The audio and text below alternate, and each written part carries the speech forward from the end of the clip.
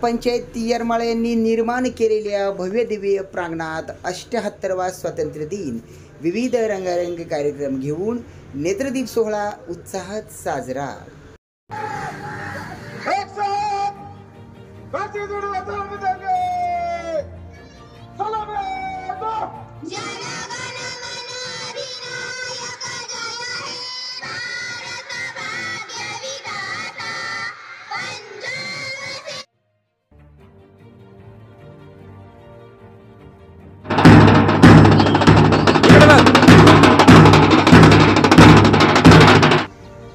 एक नंबर आहे अमृता देशमुख विद्यानिकेतन,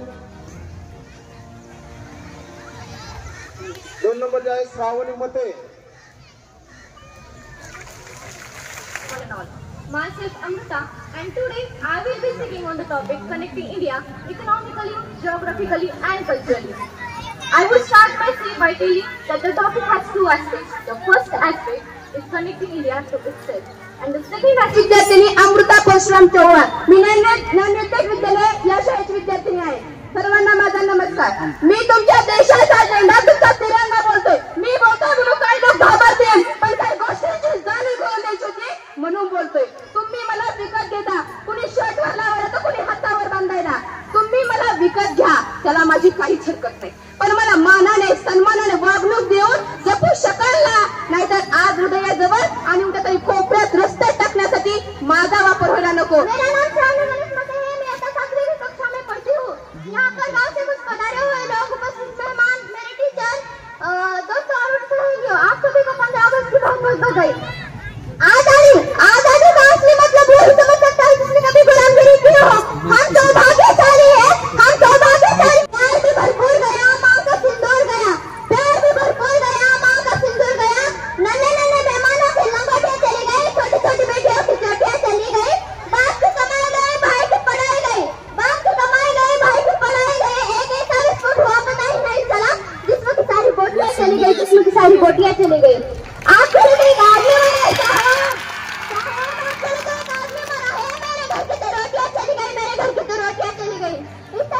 मंगीरकर जिल्हा परिषद केंद्रीय प्राथमिक शाळा Yermala.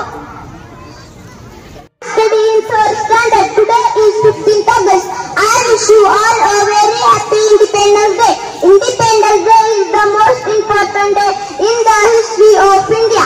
India got freedom from British rule on 15th August 1947. On this day we honor the sacrifice of our freedom fighters. The whole nation celebrates this day by hoisting the national flag. We sing the national anthem and raise a salute to the tricolor. So let's promise to be good citizens and make our country proud. Jai Jhansi Lakshmibai fought very bravely with the Britishers that to save Jhansi. She said to Britishers that मेरी झांसी नहीं दूंगी। सर्वप्रथम सर्वांना नमस्कार। आज काय आहे हे जाणण्यासाठी आज आपण इथे जमलेलो आहोत। प्रत्येकाला अगदी जन्माला आलेल्या पहिल्या वर्षापासून माहिती असते की आपल्यासाठी कोण लढलंय। महात्मा गांधी कोण होते, सुभाषचंद्र बोस कोण होते, पंडित जवाहरलाल नेहरू कोण होते, हे कोण होते, ते कोण होते, हे नेता होते, ते नेता होते।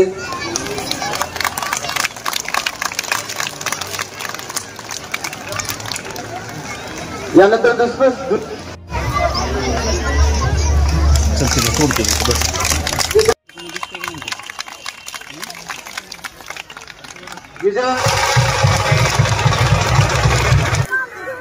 नाही राहू दे, काय नाही चप्पल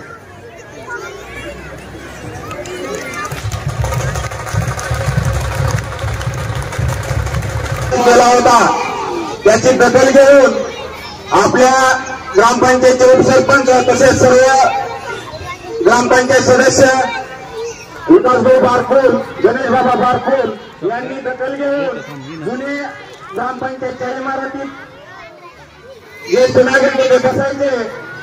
आपल्या गावातील कोणाला तरी कधी ना कधी इजा झाली असती, ती कमकुवत झालेली इमारत पाडून आज आपल्या गावातील विद्यार्थ्यांना या ठिकाणी एक मोठं व्यासपीठ निर्माण करून दिलं।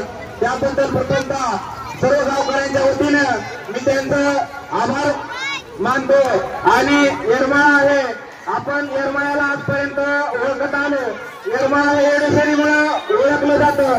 येरमाळा हे खायाच्या मार्केटमुळे ओळखलं जातं. येरमाळा हे हा श्रावण महिना आहे पण काय हरकत नाही, मच्छीमुळे महाराष्ट्रात प्रसिद्ध आहे. तसेच येरमाळा हे माझं स्वप्न आहे की शिक्षणाचा हात म्हणून प्रसिद्ध व्हावं. जसं की आज आपल्या मराठवाड्यात लातूर नंतर पुणे, तसं माझ्या येरमाळ्याचं नाव शिक्षणातून निघावं ही एक माझं स्वप्न आहे. आणि हे स्वप्न पूर्ण करण्यासाठी गावातील प्रत्येक युवकाची, प्रत्येक नागरिकाची साथ लागणार आहे. या शिक्षणाचा हात निर्माण होण्यासाठी आपल्या गावात काय अडचणी आहेत, समस्या आहेत, ते मी विविध माध्यमाच्या माध्यमातून मांडत असतो. त्यातलीच एक समस्या मी माझ्या लिखाणाच्या माध्यमातून मांडली की अशोकदादा मोळेकर यांनाही संपर्क साधून आपल्या गावामध्ये शैक्षणिक इमारती कमकुवत आहेत. तसेच जिल्हा परिषदच्या संबंधित अधिकाऱ्यांना फोन करून विचारणा केली की माझ्या गावातील शिक्षणाच्या इमारती कमकुवत आहेत, त्या तुम्ही कधी चांगल्या स्थितीत उभारणार आहात.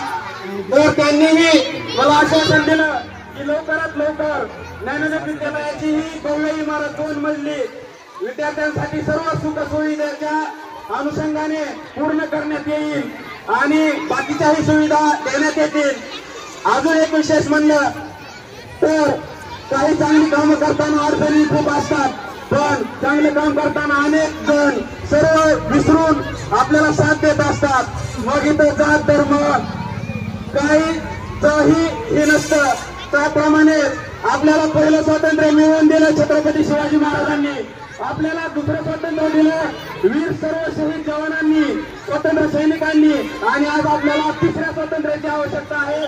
ते म्हणजे आपल्या पिशेवरची जात, तिथून आपल्या प्रत्येक भारतीयांना स्वातंत्र्य दिलं पाहिजे. हा विषय खूप मोठा आहे, पण याची सुरुवात मी आजच्या स्वातंत्र्य दिनानिमित्त करून म्हणून दाखवतो माझ्या बोलण्यातून. ज्या प्रकारे आता आपल्या भारताला पिशेवरच्या जातीतून स्वातंत्र्य पाहिजे आणि माझ्या युवकांना व्यसनातून स्वातंत्र्य मिळालं पाहिजे. व्यसनमुक्त माझा देशातील प्रत्येक विद्यार्थी युवक झाला पाहिजे. एवढं बोलून मी थांबतो आणि पुन्हा एकदा येरमाळा. आतापर्यंतच्या काळात मी असं प्रसन्न वातावरण पहिल्यांदाच बघतोय आणि सगळं गावकऱ्याच्या आणि सगळं ग्रामपंचायतच्या सगळ्याच्या सहकार्याने आज एवढं चांगल्या पद्धतीनं आज स्वातंत्र्य दिन आज आपला ह्या प्रांगणामध्ये आज सुरू होत आहे आणि ह्याचा आज आपण सगळ्या मोठ्या उत्साहानं हा कार्यक्रम आज बघतात. त्याचं खूप चांगलं स्वरूप आज आपल्याला बघायला दिसतंय. आज प्रत्येकाच्या चेहऱ्यावर प्रसन्नता आणि समाधान आज दिसून आलं, त्याचं मला खूप समाधान वाटतंय.